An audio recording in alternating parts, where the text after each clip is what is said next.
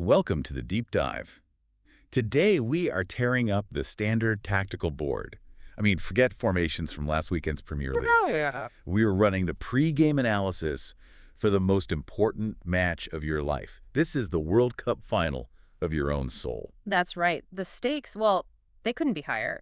The source material we have for this deep dive is this document called the A.R.K. Tactical Tree. And it's an audacious move, isn't it? It really is. It takes the ancient blueprint of reality, the Kabbalah Tree of Life, and translates it into a football playbook. They actually call it the divine tactics of FC Universe. This is mysticism. This is metaphysical engineering, and that's what I love about this. So our mission today is to use this analogy as a shortcut. We're breaking down the 10 Sefirot, these 10 dimensions of energy that make up reality's operating system. And we're casting them as the lineup for the ultimate football team. We're going straight for that aha moment. And, to set the context for you, we have to acknowledge the intellectual giants who mapped this system. The Lines of Fire, figures like Isaac Luria, Arya Kaplan. The original cartographers. Exactly. They were charting this spiritual territory when there were no maps. So they laid the foundation, and now this blueprint, it's being translated for the trenches. The source insists Kabbalah isn't just academic theory. It's the engineering blueprint of your own soul. It's operational. It's for spiritual warriors, not just philosophers. We need the code translated into action. And we're looking at a dynamic board here. It shows exactly how energy flows from, the most abstract idea of a goal all the way down to the ball hitting the net. But before we even kick off, this source material throws a tactical curveball at us. It does. The mystery of the missing player. So you have the Tree of Life, which has 10 visible dimensions, 10 Sefirot. But a proper squad needs 11 players. So we can count 10 starters. You've got your goalkeeper, 3 defenders, 3 midfielders, 3 forwards. That's 10. So who's the 11th player? Well, this ghost player isn't in a fixed position. It's a secret weapon. It operates in this vast, almost terrifying gap between the head of the system and the body. I've got to keep that mystery in mind. That missing piece is the key. It unlocks everything. Okay, let's unpack this lineup, starting up front in the air-thin atmosphere of the forwards. This is absolute, the world of ideas. Up here, there's only pure quantum potency. The goal isn't a physical net yet. It's just an abstract idea demanding to be real. Leading the attack, the center forward, Keter, the crown. Keter isn't just a player. He is pure, unstoppable will. He's the absolute thirst for the goal, always on the edge of offside, operating in that invisible domain. He is the quantum Mbappe of the soul. Exactly. Keter doesn't calculate. He doesn't plan. He is the primordial desire to act. That spark of will before the whole play begins, that's Keter. Without that, the team doesn't even get off the best. But pure will, Keter, it's formless. It needs to be implemented. And that's where his 2 brilliant lieutenants come in, Chokma and Bina. Chokma, wisdom, on the right wing. He's the flash, the raw electric intuition, that eureka moment. Like that blind, impossible pass that just shatters a defense. That's Chokma. Pure speed, no form. And balancing him is Bina, understanding. On the left, she's the architect. The cosmic mother, because she gives form to that formless flash. Okay. She takes Chokma's wild genius and builds a blueprint around it. She says, okay, if we triangulate here, we open the space, and the move becomes possible. Wait, so if Chokma's the flash and Bina is the structure, is there a risk that Bina kind of stifles the genius? Does the rulebook ever stop the impossible pass? That's the tension at the top, and it's a brilliant tactical insight. Bina isn't smothering him, she's stabilizing him. Oh, okay. Without Bina, Chokma's lightning strike just fizzles out. It's a great idea that never happens. Bina makes sure that flash of insight becomes reproducible knowledge. Right, so they create the concept. Yeah. But now we have to come down from that high-level thinking. We do. We leave the world of ideas and move into Yetzira, the world of emotions. This is the midfield. This is where the conflict starts, where energy gets stained with feeling. This is the war zone. It is. And the battle is defined by 2 opposing forces. On the right, you've got cheesed mercy. This is the player who just expands. Pure generosity. Torrential generosity. Always passing forward, loves the game so much he just gives everything to the attack. That sounds great, but this is where the insight comes in. The danger of cheesed is abundance without breaks. Right, absolutely. If it were all cheese, the team would just push forward, ignore all caution, and just become a sieve. Total defensive breakdown. Right, so he needs gavura, severity, on the left. Gavura is the necessary counterweight, the iron marshal.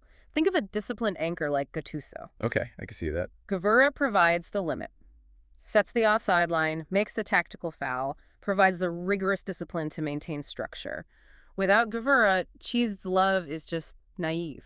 So the key isn't compromise, it's, what, dynamic sequencing. It's not just mixing them, but knowing when to hit the brakes. Exactly. Knowing when to apply Gevura, so you're giving nature your cheese, doesn't bankrupt you emotionally or physically. And who manages all that? Sitting right in the center, managing this torrent of water and fire, is Tiferet. Beauty and harmony. This is the captain, the number 10. The Messi or Zidane archetype. He's the reconciliation point. He is, and Tiferet has the hardest job, mixing those opposing emotional currents in the exact dose to create beauty, which the sources call dynamic equilibrium. Tiferet is your essential self, the true you. And when Tiferet has the ball, The game just flows like music, and this is so critical for you, for the listener. Tiferet is the heart of your psychological self. Your emotional war is won or lost by how you balance your giving nature with your ability to enforce boundaries. if you're too generous or too rigid, Tiferet suffers. Always. Okay, so moving past the emotional war zone, we drop down into the defense, the world of tactical action, Asaya. This is the real mud, the ground-level reality of mechanics, habit, repetition. The operational legs of the team. Yeah, exactly. On the right side, you've got Netsack. Victory. This is the guts. Raw, wild instinct and persistence. Netsack overflows with passion. The player who tries the improvised dribble again and again because they feel victory is possible. The duende and the boots. That's it. The sheer drive for life. And balancing that relentless passion on the left is Hod splendor. Hod is cold calculation, refined technique, the master of data, the one who applies intellectual humility and submits to the tactics. Hod analyzes the opponent mathematically. So Netsack is impulse, Hod is analysis. And you need both. Without Hod's calculation, Netsack is a runaway horse, just charging confidently straight into a wall because it ignored the geometry of the field. Okay, that makes perfect sense. Yeah. Then you've got the center back, the final guardian before the goal. Yesod foundation. The router, the funnel, Yeah. every single play, the will of Keter, the balance of Tiferet, the ambition of Netsack, it all has to pass through this critical point to manifest. It's the nexus. It is. Yesod concentrates all that upstream energy into one laser point, ready to be fired. But, and this is a huge practical warning in the blueprint, Yeah. Yesod is also where the ego is formed. It's called the foundation of self. And if that foundation is compromised, if it's dirty, If Yesod is inflated or broken or polluted by self-doubt or vanity, the entire play breaks down just before the end. The router's corrupted. so you can have the perfect idea, the perfect emotion, the perfect effort, and it all just falls apart at the last second. Which brings us to the final visible player. Malkuth, the kingdom, The goalkeeper. physical reality, the scoreboard, the moment of truth. And the system is so clear on this. Malkuth is the only dimension that doesn't generate its own light. It only receives. Oh, it's a mirror. It's just a mirror. The result focus here is chilling. If Keter's will was strong, Tiferet's harmony was maintained, and Yesod's focus was clean, Malkuth receives a screamer of a goal. Success, health, abundance, manifestation. But if the team above is chaos, if Cheese and Gevura are at war, if Yesod is corrupted by ego, Malkuth lets in 5 goals. Illness, poverty, relational breakdown. And Malkuth doesn't judge the play. It just shows you the final, undeniable result on the turf of your life. Okay, so we've accounted for 10 visible starters. The goalkeeper, 3 defenders, 3 midfielders, 3 forwards, 10 players. We're back to the opening mystery. Where is the 11th player? Who is this secret weapon? We have to look at the board again. There's that huge chasm, the abyss, separating the head Keter, Chokmah, Bina from the body, which is Tiferet and everything below. And that's where he plays. That's where player number 11, Dat or knowledge, operates, invisible to the immediate eye. The ghost player. The hybrid. Not a fixed position, but a state of consciousness. The manager who jumps onto the pitch. And Dat's function is unification. It takes that abstract electric wisdom of Chokmah and the structured understanding of Bina and converts them into real experience. So without Dat, you can have all the theory. You know all the formations, all the rules, but you don't know how to shoot the ball when the pressure is on. That jump from theory to practice. That's where most of us fail, right? We know what we should do, but date is that terrifying step where you have to cross the void and actually do it. The source calls it the dark night of the soul.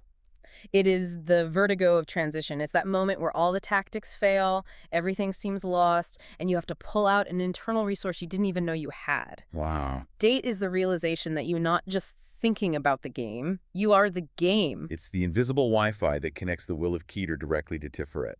It's the whisper in the captain's ear that says, you are not just a body running.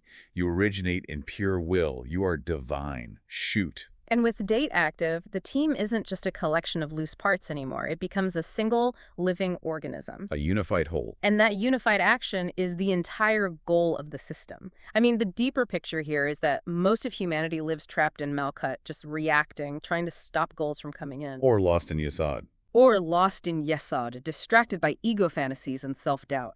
So the true mission is to climb up the tree, to awaken Tiferet, discipline those emotional midfielders, and connect all the way back up to Keter by making that leap across the abyss through debt. We haven't come to watch from the stands. We have come to play and to win the cup of Science mastery over our own internal operating system. Okay, look, this football analogy is brilliant. It's a fantastic way to understand the basics, the flow, the dynamics. But let's be honest with everyone listening. This conversation, this deep dive, it's just a friendly match. This is the playground version, focusing on the psychological emotional layer, the ruach. If you want to actually play in the big leagues, if you want the technical sheets for your internal players, the detailed training manual, you need proper advanced training. The metaphor is fantastic. But the metaphor can't build the tree inside you. No, it can't. That's why we have to be clear. Don't just stay with the analogy. Go get the A.R.K. Tree of Life Initiation course. That's where the real engineering happens. That's where you learn how to actively build this tree inside you, how to move energy effectively. The referee has just blown the whistle. The ball is in play. And we'll leave you with the final provocative thought from this blueprint, specifically about this flood of 2026. The system warns that when reality gets tough and the pitch gets heavy, when the conditions shift drastically, the one who only knows how to wait passively in the goal, The one trapped in Malkut. the one just reacting to events, will be executed. You have to learn the full integrated tactics to survive the shifting environment. You have the blueprint now. Are you going to call for the ball or are you going to hide?